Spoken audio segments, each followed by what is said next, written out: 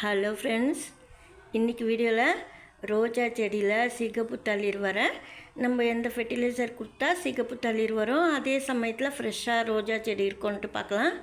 வீடியோக்குள்ளே போகிறதுக்கு முன்னாடி புதுசாக பார்க்குறவங்க நம்ம சேனலை சப்ஸ்கிரைப் பண்ணிக்கோங்க. வாங்க வீடியோக்குள்ளே போகலாம்.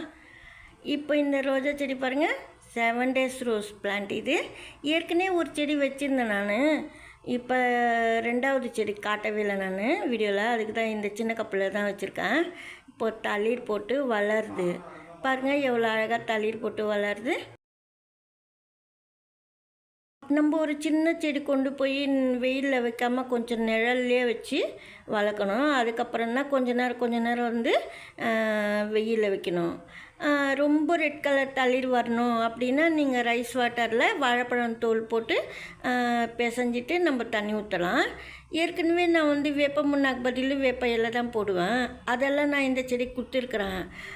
கொஞ்சம் போல் வந்து ட்ரை லீஃப் கம்போஸ்ட்டு தான் கொடுத்துருக்குறேன் இந்த பிளான்ட்டுக்கு. அதிலே கூட கொஞ்சம் அதிகமாகவே இருக்கும், கொஞ்சமாக தான் சாயில், அதுவும் நான் சொல்லிக்கிறேன். சாமந்தி செடி கூட நான் அது போல் நட்டிருக்கிறேன், நல்லா வளருது.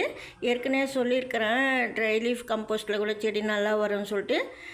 நீங்கள் ஒரு தொட்டி ட்ரை லீஃப் கம்போஸ்ட்டுனா ஒரு கிளாஸ் அளவுக்கு கூட நீங்கள் செம்மண் கலந்துட்டு செடி நட்டுடலாம். ஒரு கிளாஸ் வந்து வெர்மி கம்போஸ்ட்டு அப்படி கூட நீங்கள் ரெடி பண்ணிக்கலாம்.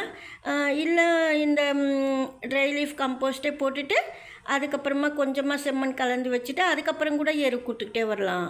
பிளான்ட்டில் நல்லா ரெட் கலர் தளிர் வரும், ஃப்ரெஷ்ஷாகவே வளரும். இந்த செடி வந்து அப்பப்போ நான் வெயிலையும் வைப்பேன், நிழல்லையும் வைப்பேன். ஏன்னா அப்போ தான் செடி பாதிப்பு இல்லாமல் நல்லா வளரும். சின்ன செடி, அதுக்காக சொல்கிறேன். இப்போ எப்படி பனி சீசனு, அதுக்காக செடி நல்லா தான் இருக்கும். இருந்தாலும் நம்ம ஃபெர்டிலைசர் கொடுத்துக்கிட்டே இருக்கணும்.